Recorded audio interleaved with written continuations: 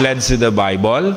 I pledge allegiance to the Bible, God's holy word, and I will make it a lamp unto my feet, a light unto my path, and hide its words in my heart, that I may not sin against God. Papuri sa Panginoon, maaari na kayo magsiupo.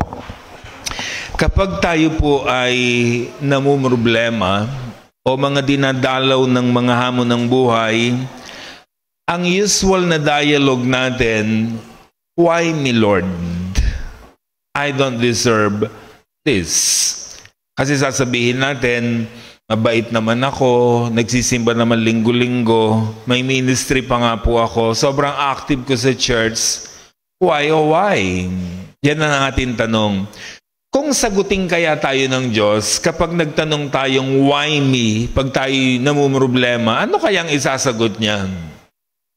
Siguro ang sagot niya, and why not you? Ano? Anong special sa iyo para hindi dumanas ng mga pagdurusa sa buhay? Listen, we are not exempted to face trials, problems, difficulties, hardships in life. Hindi porket sumusunod tayo sa Diyos, lumalapit tayo sa Diyos, masunurin tayo sa Diyos, o tayo po ay active na active sa Diyos, eh hindi na tayo mamumroblema. At hindi na tayo dadalawin ng mga hamon ng buhay. Hindi na tayo dadapuan ng sakit. Hindi na tayo maghihirap. Ang totoo, mas madalas ngang dalawin ng problema yung sumusunod kay Jesus. Yung nagiging malapit sa Diyos, yung mga lingkod ng Diyos. In my personal opinion, the more na nagiging malapit pa nga tayo sa Diyos, the more na nagiging malapit tayo sa mga problema ng buhay. Sabi natin, last week, mga extreme ang mga sinasabi natin, mas maraming problema, mas maraming blessing. Diba? Naniniwala ba kayo ron? Mas maraming problema, mas maraming blessing. Minsan, di lang natin alam kung kailang rarating yon, paano matatapos. Pero after that, maraming mga blessing ang kasunod niyan. Ngayon, sasabihin naman natin, mas malapit ka sa Diyos, mas malapit ka sa problema. Ano? Tayo dadalawin ng mga hamon ng buhay. Si Daniel, hinihulog po yan sa yungib ng mga leon. Dahil ba masama si Daniel? Suwail siya sa hari? Siya ba ay mayabang? Siya ba ay masamang tao? No. Prayerful siya. Pinagbawalang magrasal ang lahat ng tao, pero si Daniel, rasal pa rin ang rasal. Pray pa rin ang pray sa Diyos. So ano nangyari? Kinagalitan siya, so inilagay siya sa yungib ng mga leon. Hindi siya exempted sa pagdurusa, pero pinrotektahan siya ng Diyos. Naintindihan yung ibig sabihin? Anong protekta ng Diyos? Tinanggalan niya ng appetite yung mga leon. Hindi siya kinain. Nakita niyo, we are not exempted to face trials, temptation, tribulation, hardships, problem in life, pero hindi ka naman pababayaan ng Diyos. Yun ang napakahalaga nun. Si Shadrach, Meshach, and Abednego, inihagis sa naglalagablab na hurno dahil ba masama sila? No. Dahil nanindigan sila sa tama, hindi sila sasamba sa ribulto. Nanindigan sila, lahat nagluluhuran, lahat sumasamba doon sa imaheng itinayo ng hari, pero si Shadrach, Meshach at Abednego, nanindigang nakatayo. Masama yun sa kanila, bawal yun ang pagsamba sa Diyos-Diyosan. So anong ginawa? Inihagis sila sa nagniningas na hurdo. Pero pinabayaan ba sila ng Diyos? No, sinamahan pa nga sila eh. Nung tignan sila ng hari, di ba? Di ba 3 lang ang inihagis natin? Sabi ng hari, bakit 4 sila? At ang katulad niya anak ng Diyos. Di ba? Yung pang-isa pa. So ibig sabihin, sinamahan sila ng Diyos, pinrotektahan. Si Jose, ibinenta ng kanyang mga kapatid, ikinulong sa salang, hindi naman niya ginawa. Pinrotektahan ba siya ng Diyos? Yes. Yung pa nga naging daan para makilala niya si Pero. Ang mga alagad ni Jesus, madalas bagyuhin sa gitna ng dagat. Dahil ba suwahil sila kay Jesus? No. Kaya nga sila nakarating sa gitna ng dagat kasi sumunod sila kay Jesus. Pero pinabayaan ba sila ni Jesus? No. To the rescue lagi si Jesus. Nung siya'y natutulog sa bangka, biglang bumangon. Sabi niya sa dagat, sabi niya sa ulan, tigil. Habang ang mga alagad niya naglalayag, hindi nila kasama si Jesus. Anong ginawa ni Jesus? Naglakad sa ibabaw ng tubig, to the rescue na naman. Diba? So nagdurusa sila dahil sa pagsunod kay Jesus, pero hindi naman sila pababayaan ni Jesus. Si Pablo, ikinulong dahil sa pangangaral ng mabuting balita.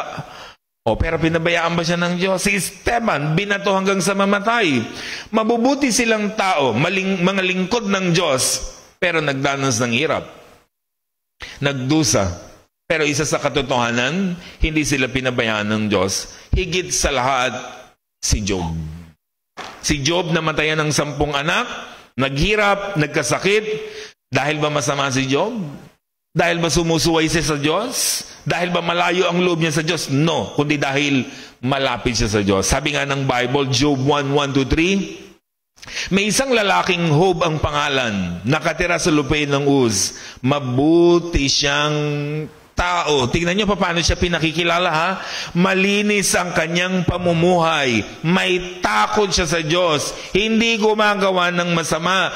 7 ang anak niyang lalaki, 3 ang babae. Marami siyang alila at siya ang pinakamayaman sa buong silangan. Yan si Job. Binuksan ang tabing ng kanyang kwento, ipinakilala siya as a very godly, very good man, very rich, very blessed. Lahat ng very nasa kanya na. Diba? Mayaman siya sa lahat ng bagay. Marami siyang hayop, marami siyang alipin, sagana sa maraming bagay, makadiyos pa. Kinikilala pa ng buong silangan. Kung iisipin mo, he was very secure. Wala nang dapat alalahanin pa sa buhay, physically, socially, materially, and spiritually. Ang ganda-ganda ng kanyang katayuan sa buhay. Kahanga-hanga, kamangha-mangha, nasa kanya na ang lahat, pero alam natin ang sumunod na nangyari. He lost everything in his life. Ganon siya ipinakilala kung gaano siya kabuting tao, pero ang sumunod na nangyari, nawala ang lahat sa kanyang buhay. Nawalan siya ng 10 anak, nawalan ng magandang buhay, nawalan ng magandang kalusugan. Nawala ang lahat sa buhay niya. Tapos yung asawa niya, walang ginawa kundi bungangaan pa siya araw-araw. Curse God and die, curse God and die, curse God and die. Diba? Si Job na taong may takot sa Diyos, mabuting tao, hindi gumagawa raw ng masama, pero nagdusa, naghirap. Ikaw pa kaya? Ako pa kaya? Diba? How much more tayo? Kaya alam niyo si Job, ina-idolize natin yan. Pagdating po sa pagharap ng mga pagsubok sa buhay, sabi nga natin, lodi natin si Job. Pagdating po sa pagharap sa mga hamon ng buhay, kasi he was a very strong man. Pero mo kahit nagkaganon ng buhay niya, anong sigaw pa rin niya? Praise the Lord. Imagine nyo, sabi ng Job 1:20-21, tumayo si Job, pinunit ang kanyang damit, nag-ahit ng ulo, pagkatapos nagpatira pa siya at sumamba sa Diyos. Ang sabi niya, hubad akong lumabas at sinapupunan ng aking ina, hubad din akong babalik sa lupa, si Yahweh ang nagbigay, si Yahweh rin ang babawi. Purihin si Yahweh. Imagine yung mga kapatid, namatayan ka ng 10 anak. Nawalan ka ng magandang kinabukasan sa buhay. Nagkaroon ka pa ng sakit. Bukol na nagnanaknak mula ulo hanggang talampakan. Hindi mo alam kung anong gagawin. Isang pigsalang di mo na alam ang gagawin mo. Tinagtad ka pa buong katawan mo. So napakabigat nito mga kapatid. Napakahirap ng kanyang karanasan sa buhay. Pero nung sigaw niya, purihin si Yahweh. Di ba tayo nga, kung konting problema lang, reklamo na tayo sa buhay.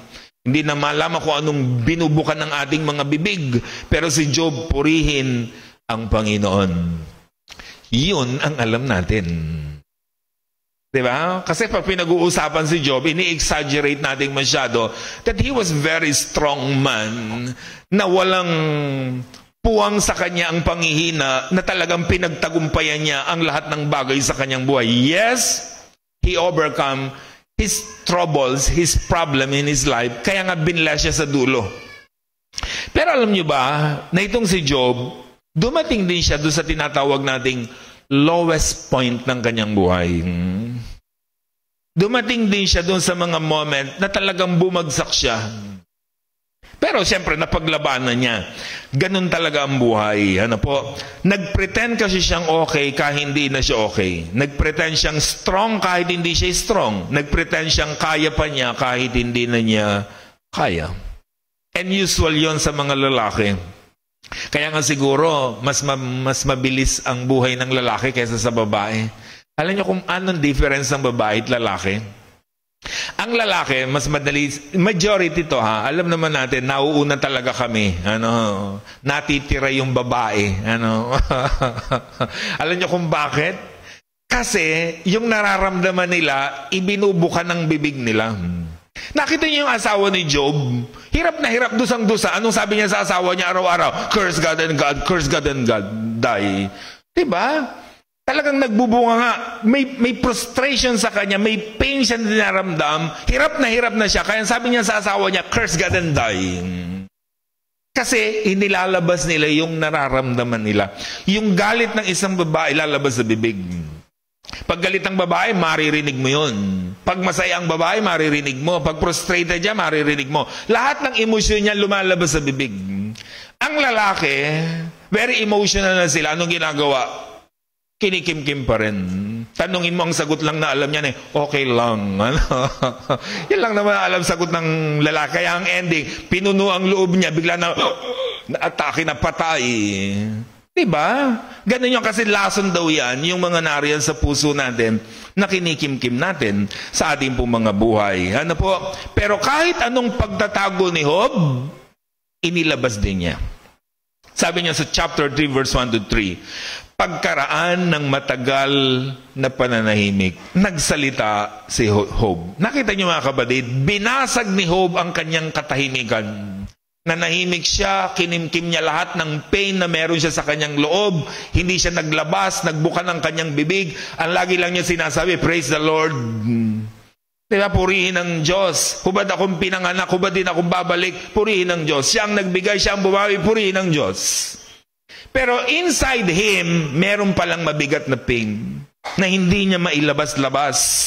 Di po ba?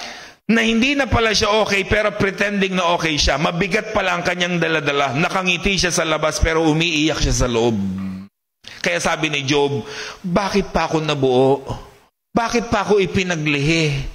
Bakit pa ako ipinanganak? Isinumpa ni Job ang araw ng kanyang kapanganakan. Ang sabi ng talataan, tayo po, ipinagdiriwang natin ang birthday natin.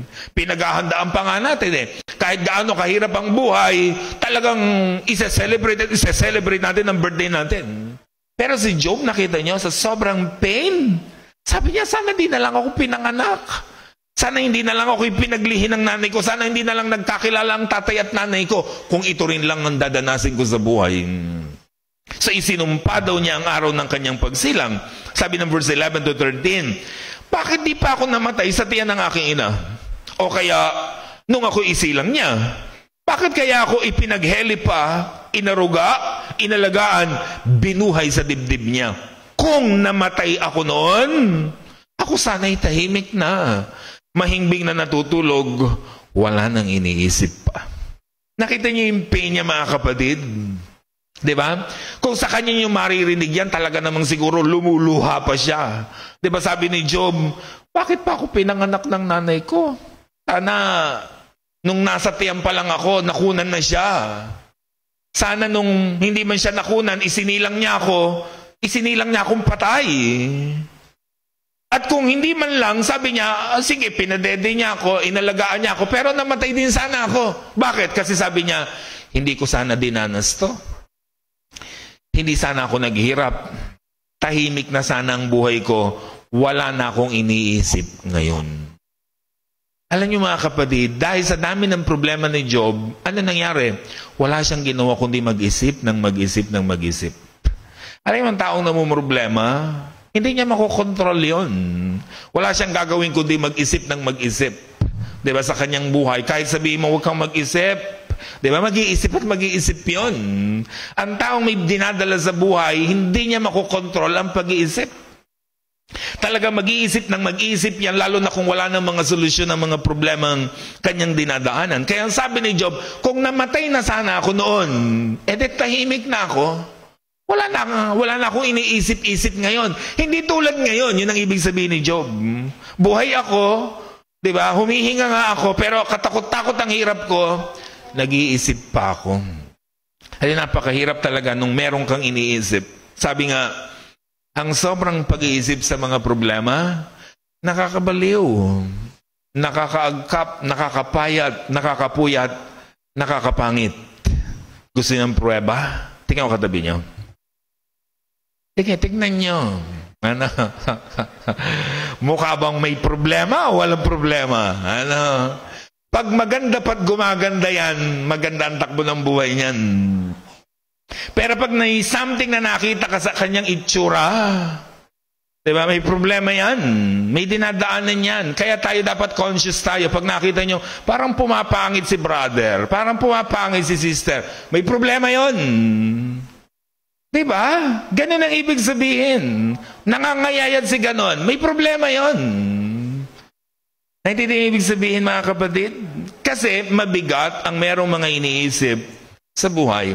Sabi ni Job chapter 23 verse 1 and 2, ang sagot ko naman ni Job, hanggang ngayon masama pa itong aking loob, pagkat napakabigat ang parusa sa akin ng Diyos. Nakita niyo, mga kapatid, from chapter 3 to chapter 23, talagang kinikimkim at binubulalas na ngayon ni Job ang kanyang nararamdaman. Sabi niya, eto ang sagot daw ni Job, hanggang ngayon masama pa rin ang loob ko.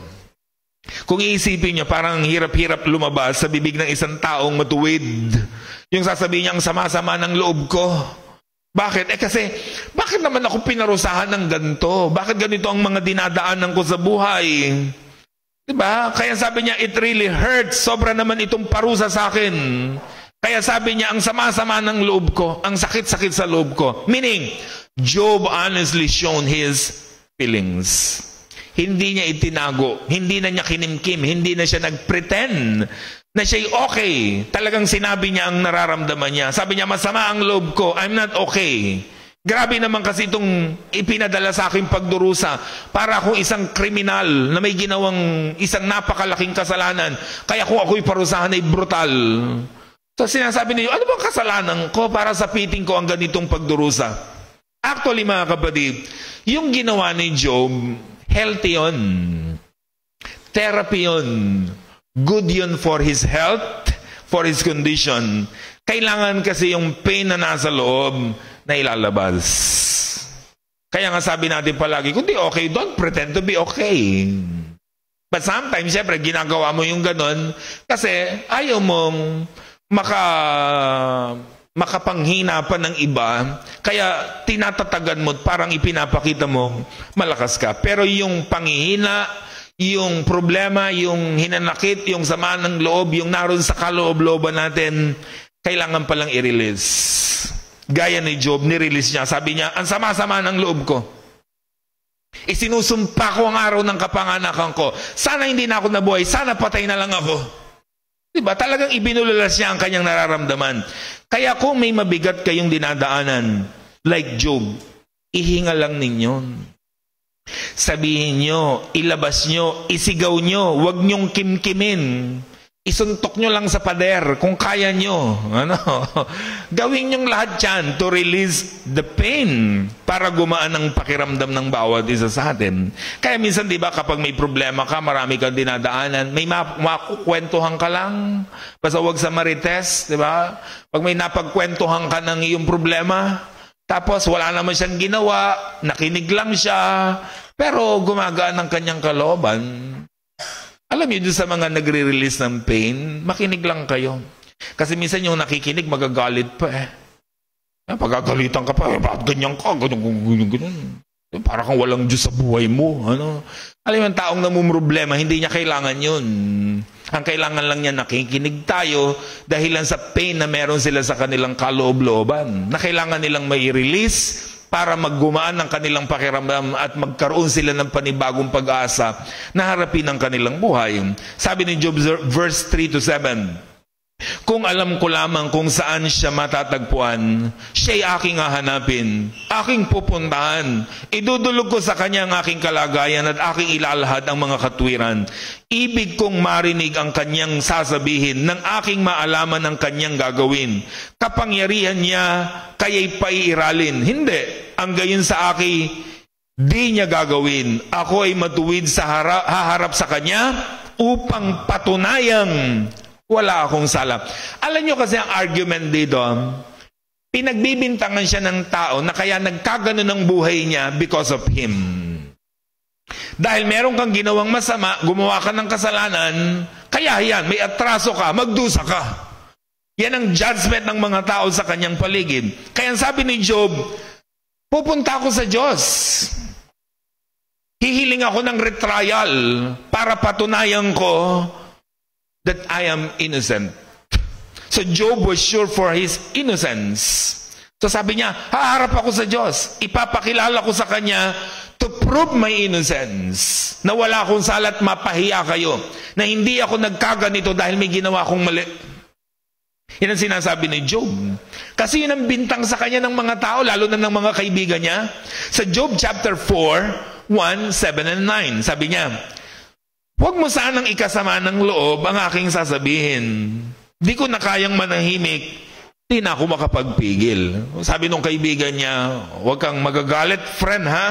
Itinawag pang friend, pero grabe naman ang bibig niya sa kanyang kaibigan. Sabi niya, itong sasabihin ko, di ko na kayang itago. Sabi niya, hindi ko na kayang kimkimin. Gusto kong marinig mo. Sabi niya, kaibigan kong Job, isipin mong mabuti. Mayroon bang walang sala na napahamak ang buhay? Nakita niyo? Judgment yon.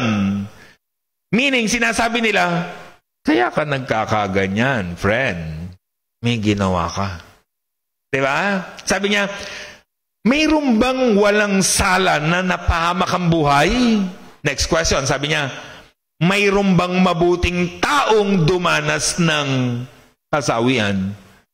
May mabuti bang? Kung mabuti ka, friend, dadanasin mo ba yan? Nakita niyo yung judgment nila kay Job? Ang alam ko'y, ang mga nag-aasik ng kasamaan, sila rin ang nag-aani ng kaguluhan. Kaya naman ang Diyos sa tindi ng galit sa kanila'y parang dinadaanan na bagyo'y sila'y pinupuksa niya. So sabi nila, Job, walang tao na hindi gumawa ng masamang hindi parurusahan. Walang matuwid na hindi dadanasin yung ganyang dinadanas mo. So meaning sinasabi nila kay Job, marami kang ginawang mali. Kaya ka nagkakaganyan. Kasi ang sabi nila, lahat ng iniahasik kasi natin, yun ang aanihin natin. Sowing and reaping yan, sabi ng mga kaibigan niya. Kaya ang Diyos natin sa langit, sabi niya, para yung bagyo, pag gumawa ka ng masama, dadaanan ka niya. At pag dinaanan ka, talagang mapupuksa ka. Kaya nagkakaganyan ka, friend. May ginawa kang mali. Kaya ka pinupuksa ng Diyos kasi masama ka. Pretending ka lang na kunwarian lang matuwid ka, mabuti ka, pero totoo masama ka. Kaya nagkakaganyan ka. Naging easy judgment ng tao noong unang panahon na kapag meron kang dinaranas na hirap, ang judgment agad nila, masama ka. Ang tao kasi judgmental. Tama? Kahit nga yung katabi mo kuminsan, tingnan mo, baka judgmental din yan. Tayo mapanghusga tayo Lalo na sa mga tao sa paligid natin, mga nakikita natin, we judge them again.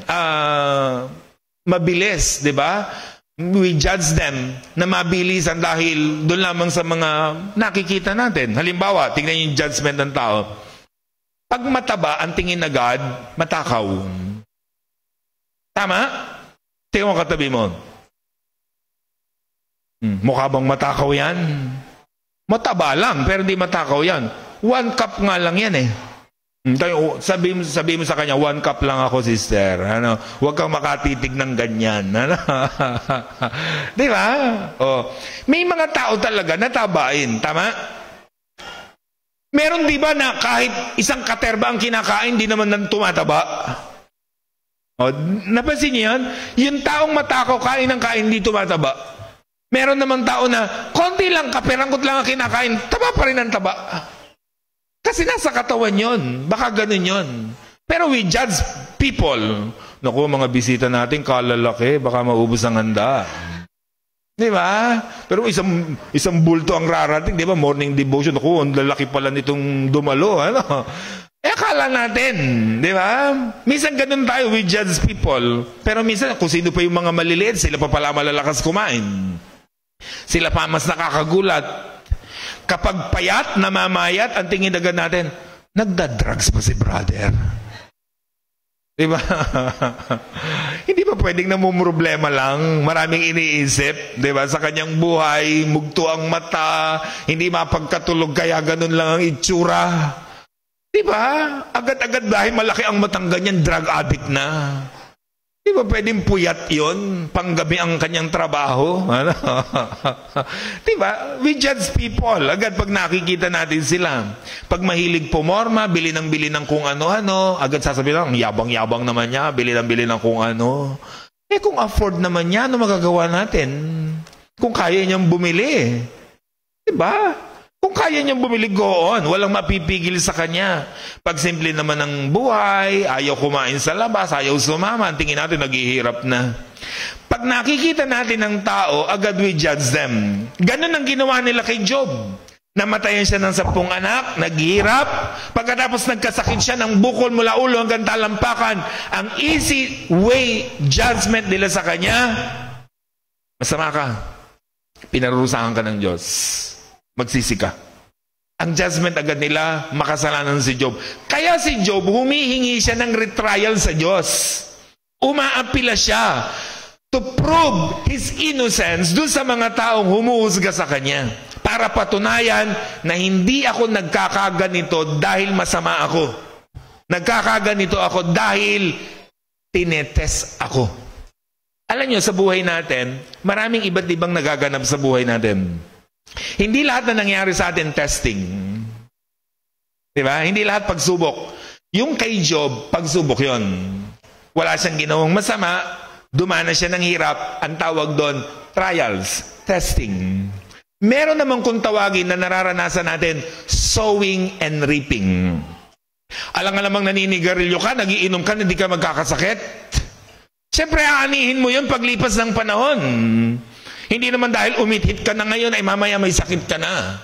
Diba? Hindi porket tumungga ka na ngayon may sakit ka na bukas. No. Aanihin mo pa yun. Paglipas ng panahon, alangan sasabihin, hindi ako makahinga. Lord, bakit nagkaganito ang buhay ko? Aba, puro nikotina na ang baga mo. Anong mangyayari sa buhay mo? Diba? Sowing and reaping ang tawag doon. O meron din naman kung tawagin, chastisement, yung pinarurusahan ka ng Diyos. Yung meron kang ginawang mali, kailangan paluin ka ng Diyos. Kailangan kang magdusa. Diba? Ganun ang point natin. Kaya sinasabi ng mga tao, pinarurusahan ka ng Diyos. Ang sabi naman ni Job, hindi ako pinarurusahan ng Diyos kasi inosente ako. Diba? Kung gusto ninyong malaman, tara punta tayo sa Diyos at aapila tayo sa Kanya for retrial para patunayan lang sa inyo, may innocence. Diba? Patunayan na ako'y inosente para sa inyo. Chapter 1 verse 8. Bakit natin sinabi na ganong kalakas ang loob ni Job? Sabi niya sa Job 1:8, napansin mo ba ang lingkod kong si Job? Wala siyang katulad sa daigdig. Grabe, wala siyang katulad. Malinis ang kanyang pamumuhay. Mabuti siyang tao. May takot siya sa akin. Hindi gumagawa ng masama. Sinong nagsasalita? Dugtong ni Yahweh. Ang Diyos mismo ang nag-declare kung gaano kabuting tao itong si Job. Kung gaano kalinis ang kanyang buhay. Kung gaano kabuti, kung gaano kalapit siya sa Diyos. Kaya, we conclude na hindi siya nagdurusa dahil pinarurusahan siya. At yun ang alam din ni Job. Kaya nga, humaharap siya sa Diyos Diba? Dahil mismo ang Diyos ang nagpatotoo na walang katulad si Job sa mundo. In terms of clean life. Listen mga kapatid. Mas masarap bagyuhin dahil sumusunod tayo sa Diyos. Kaysa naman binabayo tayo ng mga problema ng buhay dahil sinusundan tayo ng mali nating ginawa. Like Jonah. Bakit ba binagyo si Jonas? Bakit ba nagkaganon ang buhay niya? Bakit ba muntikan ng lumubog ang barkong kanyang sinasakyan? Kasi may ginawa siyang mali. Sumusuway siya sa Diyos. Si Job, bakit nagkaganon ang buhay niya? Kasi sumusunod siya sa Diyos. Listen mga kapatid, sumunod ka man sa Diyos o hindi, malapit ka man sa Diyos o malayo, naniniwala ka man sa Kanya o hindi, pareho lang tayong mamumroblema. But listen, mas masarap ng mamroblemang nasa Panginoon tayo. Diba? Yun ang ibig sabihin natin mga kapatid. Chapter 23 verse 8 to 10. Sa dakong silangan, hindi siya matagpuan. Wala rin siya sa gawing kanluran. Di ko rin makita sa dakong hilagaan. Sa bandang timog, wala ni bakas man. Ngunit batid ng Diyos ang aking bawat takbang. Sabi ni Job, ang hirap namang hanapin ng Diyos. Kasi gusto nga niya ng retrial to prove His innocence. Sabi niya, I cannot find God anywhere. Hindi ko siya makita. Pero alam niya kung nasan ako. Kasi nakikita niya ako. I don't see God, sabi ni Job, but God always sees me. Hindi ko siya makita, hindi ko siya nakikita, pero nakikita niya ako. Tayo man, nakikita niyo ba ang Diyos? No. Pero nakikita niya tayo. Tama ba? And alam niya kung inosente tayo or hindi. Maraming mga tao sa atin, hinuhusgahan agad tayo. Kaya ka nagkakaganyan, masama ka. Ang Diyos lang ang pwedeng humusga sa atin na kaya ka nagkakaganyan kasi may ginawa kang mali sa akin. Diba? So, wala tayong karapatang husgahan ng tao. Kaya yung sinasabi ni Job, sabi niya, hindi natin nakikita ang Diyos pero nakikita niya tayo. At siya lang ang pwedeng humusga sa atin kung bakit tayo nagkakaganito. Kung may ginawa tayong mali o tayo'y sinusubukan lang sa ating pong nararanasan sa buhay. So we don't see God, but He always sees us. Lagi niya tayong nakikita. Bistado tayong lahat ng Diyos. Tama man o mali ang ginawa natin, alam ng Diyos, nakikita ng Diyos. Sabi mo sa katabi mo, God saw you. God saw what you did yesterday. Nakita ka ng Diyos kung anong ginawa mo kahapon. Sabi mo. Sabi sa katabi mo, pag ninervyos, may ginawa yung mali. Ano? Alam niyo, di ba, ang sarap gumawa ng tama pag may nakakakita? Tama ba? Pag may nakakakita, ang lakas ng loob natin gumawa ng tama. Kasi ma-appreciate tayo, ma-recognize. Di ba? Pero ang lakas din naman ng loob natin gumawa ng mali pag walang nakakita. Pero sabi ni Job, akala mo lang, walang nakakakita. God sees us. Nakikita tayo ng Diyos. Alam ng Diyos ang mga pinagagagawa natin. Job 23:10-12, kahit nasubukin niya ako, ako'y parang gintong lantay, pagkat tinaluntun ko ang kanyang tuntunin, at sa ibang landas hindi ako bumaling. Ako hindi lumalabag sa kautusan ng Diyos, at ang kanyang kalooban ng aking sinusunod. Pinipilit kasi ng mga tao sa paligid niya, kaya nagkakaganyan ang buhay mo. Namatayan ka ng 10 anak because of you. Naghirap ka because of you. Nagkasakit ka because of you. May mali kang ginawa. Sabi ni Job, hindi ko lubos maisip na may ginawa akong mali sa Diyos. Sabi niya, lahat ng tuntunin niya tinupad ko. Lahat ng gustuhin niya, yun ang sinunod ko. Diba? Kaya sinasabi ni Job, kailangan nating humarap sa Diyos para makita natin na pure ang aking buhay. Kayang-kaya kong humarap sa Diyos at para sabihin, wala akong ginawang masama para dumanas ng ganitong mga paghihirap. Verse 30-17, but He alone is God, and who can oppose Him? God does as He pleases, and He will do exactly what He intends with me. Merely the thought of God all-powerful makes me tremble with fear. God has covered me with darkness, but I refuse to be silent. Sabi niya, wala akong ginawang masama sa Diyos. Sabi niya, malinis ang buhay ko. Tuntunin niya, sinunod ko. Gusto niya, sinunod ko. Pero wala akong magagawa kung yun ang gusto niya. Hindi ibig sabihin niya, kung ako'y parusahan niya, be it. Yun ang gusto niya. Yun ang kalooban niya. Pero hindi ako mananahimik. So he refused to be silent because he was not guilty. He was innocent. Kasi yun ang pinagdidikdikan ng mga tao sa paligid niya. Diba? Pero sinabi ni Job, inosente ko. Kaya kong patunayan yun sa inyo. Kasi tayo, diba, madalas, tayo, maraming pagdurusa talaga sa buhay natin na mali talaga tayong ginawa. Pero iba si Job. Diba? Tayo talagang merong mga ginagawang mali. May ginawa talaga tayong mga kalokohan sa buhay. Kaya ang ending nagdurusa tayo. Tayo naghihirap o kung ano mang nangyayari sa buhay natin. Pero sabi ni Job, I refuse to be silent because I am innocent. Kailangan ko iparating ang aking kaso para patunayang wala akong ginawang masama. Job 24 verse 1, why doesn't God set a time for court? Why don't these people know where He can be found? Sana meron siyang korte na kapag merong ganitong mga judgment yung tao, pwede kaming humarap doon to prove na wala akong ginawang masama. Job 24, 2-4, binabago ng masama ang hangganan ng lupain. Nagnanakaw ng mga hayop ang kanilang mga inaangkin.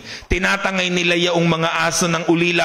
Kinakamkam sa mga biyuda ang alaga nilang mga baka. Ang mahirap ay tinataboy sa gitna ng langsangan. Kaya ito'y natatago ng dahil sa katakutan. Sabi niya, ito ang dapat mga parusahan eh. Sabi niya, kasi yung mga taong ito, ang ginawa nila, binabago yung hangganan ng lupa. Mga land grabber. Mga nangangamkam ng lupa, sabi niya, nagnanakaw. Sabi niya, yung mga gumagawa ng masama, inaangkin ang hindi kanila. Tinatangay yung hindi kanila. Kinakamkam ang hindi kanila. Inaapi ang mga mahihirap, inaapi ang mga byuda, itinataboy ang mga mahihirap, hindi binibigyan ng tamang pasweldo ang mahihirap. Yung mga masasamang ito, sabi niya, sila ang dapat parusahan. Pero bakit sila pa yung napapabuti? Yan ang sinasabi ni Job. Verse 7 up to 10, ang katawan nila'y payat at walang balot. Kahit gabi ay malamig, wala man lang silang saplot. Sa kabundukan sila'y nababasa nitong ulan. Inaalipin ng masasama ang mga ulila. Ang mahirap kung naglalakad ay lagi nang nakalhubad. Dumaranas ng gutom habang sila'y gumagapas. Sabi niya, itong mga mahirap, itong mga matutuwid, itong mabubuti, sila pa ang nagdurusa. Sila pa ang nakakaranas ng hirap. Kung maglakad sa lansangan, walang saplot, walang pangyapak, nagdurusa sila. Inaapi, inaalipin ng mga makapangyarihan. Yan ang sinasabi ni Job. Alam niyo kung bakit sinasabi ni Job yan? So Job enumerates the evil deeds of sinners and sad plight of good people. Ipinakita niya yung ginagawa ng masama at parang ang resulta pa ng paggawa ng masama ay mabuti. Tapos yung mga gumagawa ng mabuti, yung mga matutuwid, masama pa ang nangyayari sa kanila. Kaya alam niyo ang thesis ni Job, why bad things happen to good people? Yan ang thesis niya sa kanyang sulat. Ano po? And babaliktarin niyo, why do good things happen to bad people? Bakit yung maganda ang nangyayari sa masama? Sino yon? Yung mga tao sa paligid. And why bad things happen to good people? Bakit ito nangyari sa akin? Ako yung mabuti, tayo ang mabuti. Sabi niya, bakit tayo pang nagdurusa? Diba? Bakit hindi na lang yung gumagawa ng masama? Kasi nagkakaroon ng judgment yung mga tao. Kaya sinasabi ni Job, bakit hindi itong mga masasamang ito ang parusahan? Di ba nangyayari naman yan sa atin? Kaya minsan iisipin natin, bakit hindi na lang yung mga magnanakaw ng pondo ng bayan ang mga magdusa, makulong, maghirap? Di ba?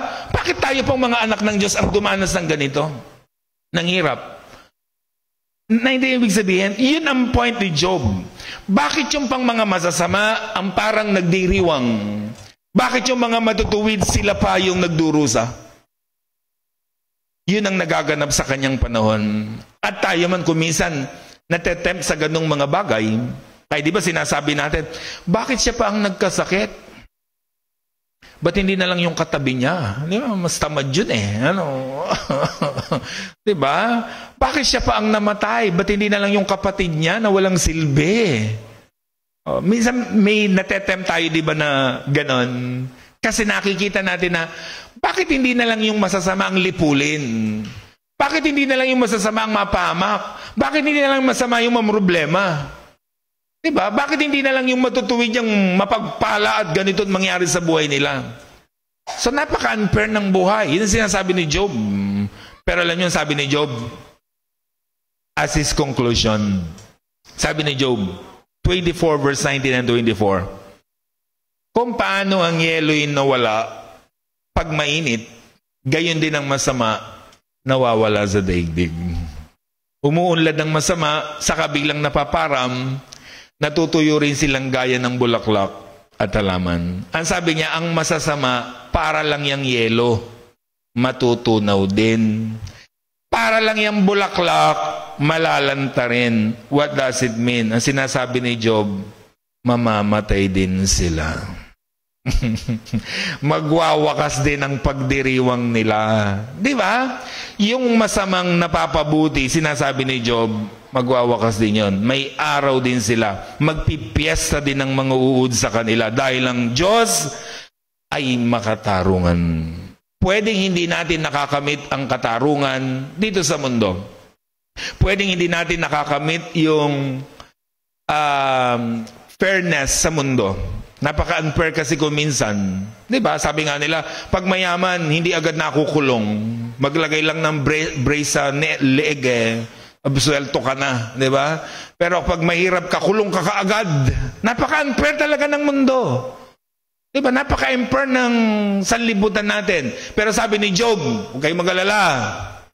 Mamamatay din sila.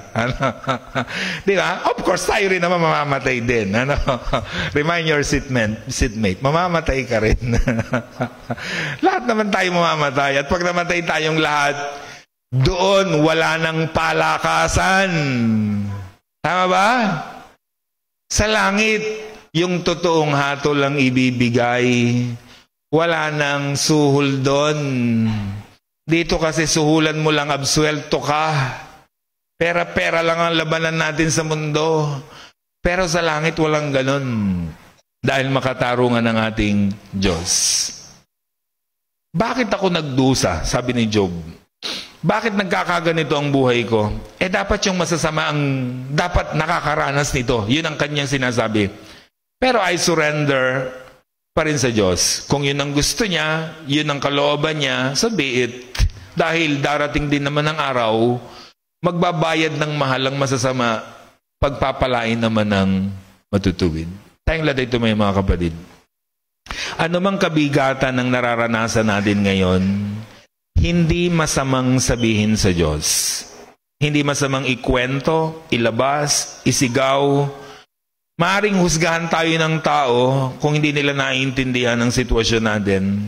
Pero katulad ni Job, haharap tayo sa hukuman ng Diyos at siya lamang ang tunay na nakakaalam kung anong pwedeng ihatol sa bawat isa sa atin. So, sabihin natin, ikwento natin, ihinga natin sa Diyos kung ano man ang nararamdaman natin. Pwede nating iyak sa Kanya, isumbong sa Kanya ang lahat, pero ang ending, sa Diyos pa rin tayo kakapit at mananalig. Diba na kahit anumang daanan natin sa buhay, katulad ni Job, mananatili tayong nananampalataya at nananalig sa Panginoon. Let's pray. Lord, salamat po kasi napakabuti po ninyo sa amin. Marami man po kaming mga dinadaanan sa buhay, marami man po kaming mga suliranin, marami man po kaming mga hamon ng buhay, pero hindi po kayo nagpapabaya. Lagi po kayong nariyan, gumagawa ng mga kaparaanan. Hindi man namin lubos maisip ang mga bagay na ito, pero alam po ninyo ang lahat ng mga bagay. Kaya Panginoon, salamat po. Ano man po Panginoon ang suliranin ng bawat isa sa araw po na ito, o mga matagal ng panahon na kanilang mga dinadaanan, tulungan niyo po kaming makapag-release ng aming po mga pain, makapag-release ng lahat ng mga naroon po sa aming pong kaloob-looban upang sa gayong Panginoon ay makalaya po kami sa mga anumang pain na meron sa aming mga puso upang sa gayon ay makamove forward po kami at patuloy na harapin ang mga hamon ng buhay. Alam po ninyo, Panginoon, ang lahat ng bagay. Kilala niyo po kami. Alam niyo po kung ano yung pinakamabuti at pinakamarapat po sa amin. Kaya sa inyo po namin ipinagkakatiwala ang lahat. Pagpalain niyo po ang bawat isa sa amin. In Jesus' mighty name. Amen.